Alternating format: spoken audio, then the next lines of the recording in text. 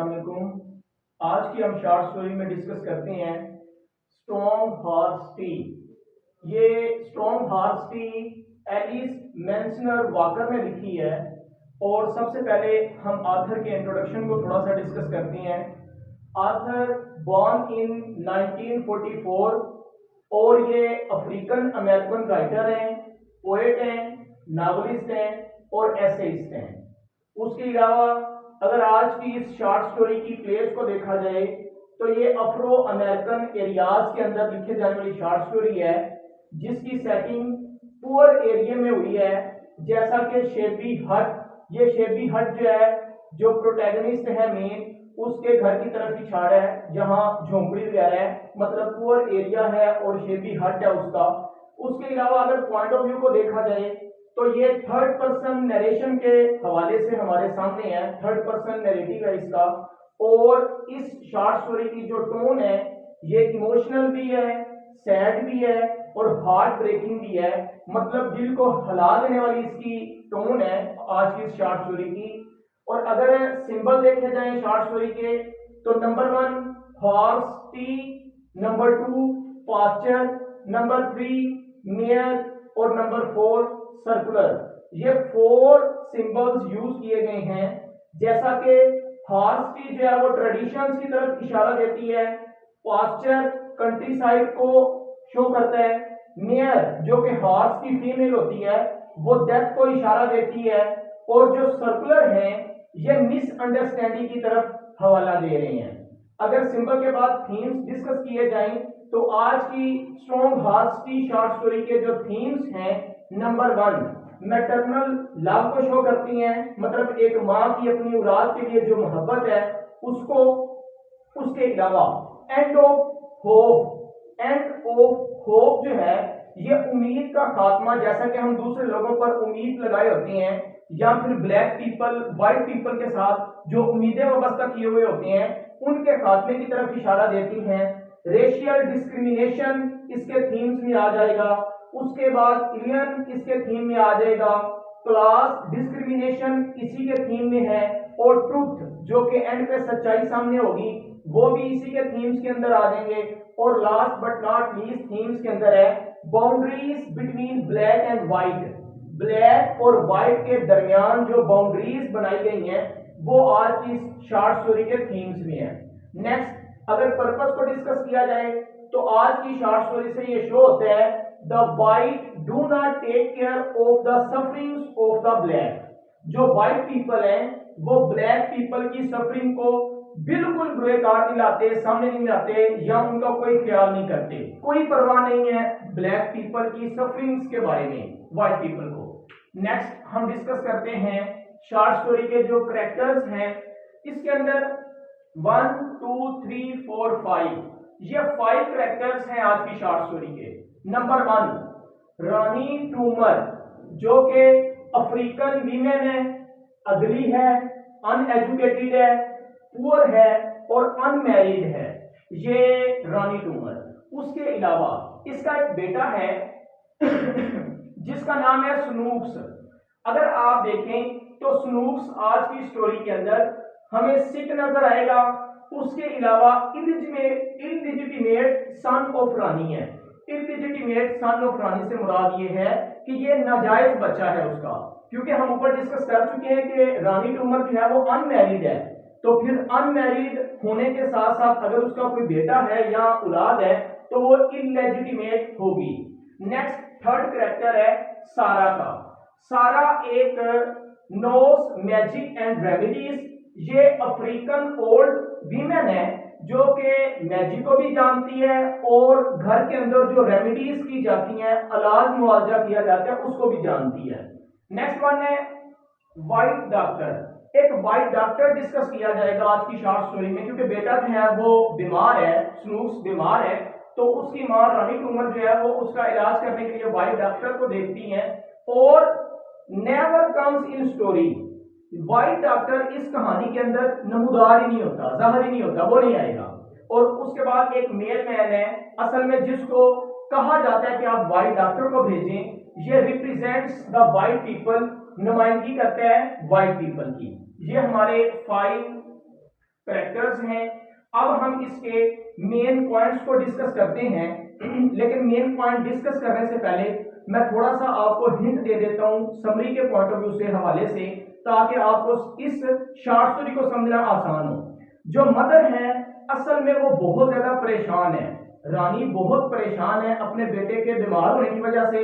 बेटा जिंदगी और मौत की कश्मकश के अंदर है, अगरचे वो ब्लैक है लेकिन उसके दिल के अंदर जो है वो दर्द अपने बेटे का पाया जाता है। होता यह है कि वो एक मेल मैन को कहती है, जो डाक देने वाला आदमी है, कि किसी वाइट डॉक्टर को भेजो। वो जो मेल मैन है वो भी वाइट पीपल में है और वाइट डॉक्टर मतलब वाइट पीपल में है। ये कहती है कि किसी को भेजा जाए। हालांकि एक दो दफा जो है वो मेल मैन उसे नजरअंदाज करता है और उसकी बात को फॉलो नहीं करता और वो किसी डॉक्टर को नहीं भेजता।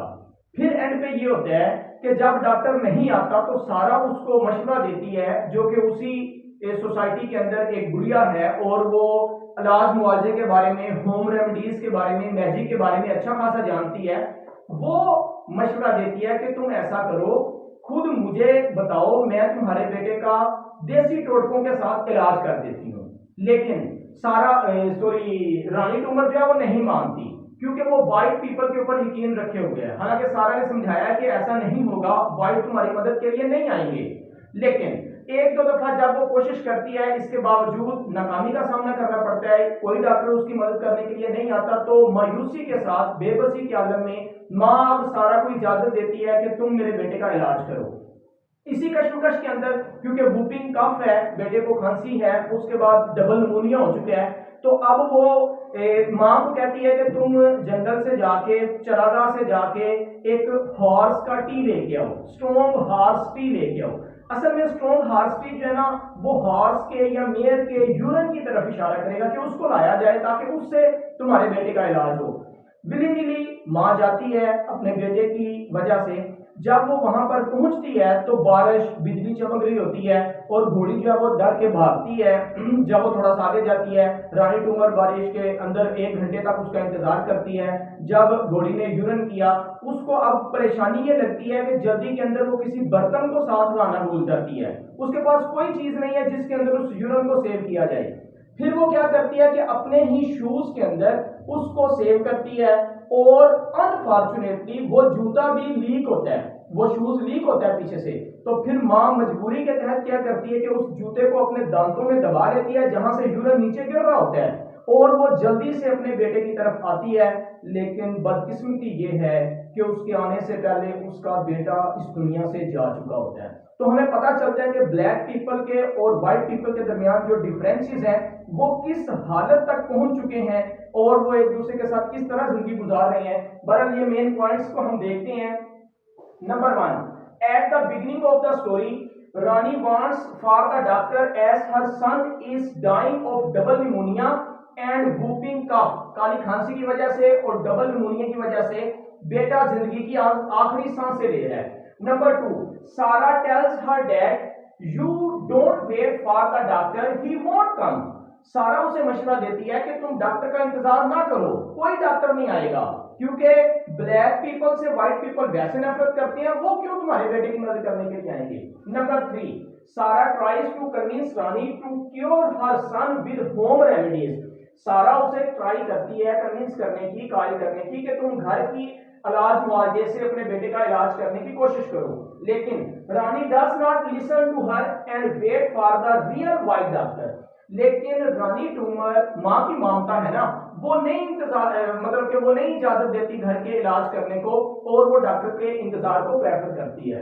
Number 5, a white mailman comes to that area distribute circular. एक व्हाइट मेल मैन है, वो उस एरिया के अंदर सर्कुलर डिस्ट्रीब्यूट करता है, मतलब कि मुख्तलिफ इश्तिहार डिस्ट्रीब्यूट करता है। और आपको पता है कि वो इश्तिहार अमीर हो, गरीब हो, गोरे हो, काले हो, जैसे भी हैं, वो सबको उसने देने हैं। तो शायद वो समझती है कि जो मुझे इश्तिहार देने वाला है वो मेरी मदद करने के लिए किसी डॉक्टर को भी भेजेगा, हालांकि ऐसा नहीं होता। और mailman give circular to Rani irrespective of their class. उसकी क्लास को छोड़कर वो उसको सर्कुलर दे के जाते हैं। इसी वजह से Rannie wants him to bring a white doctor.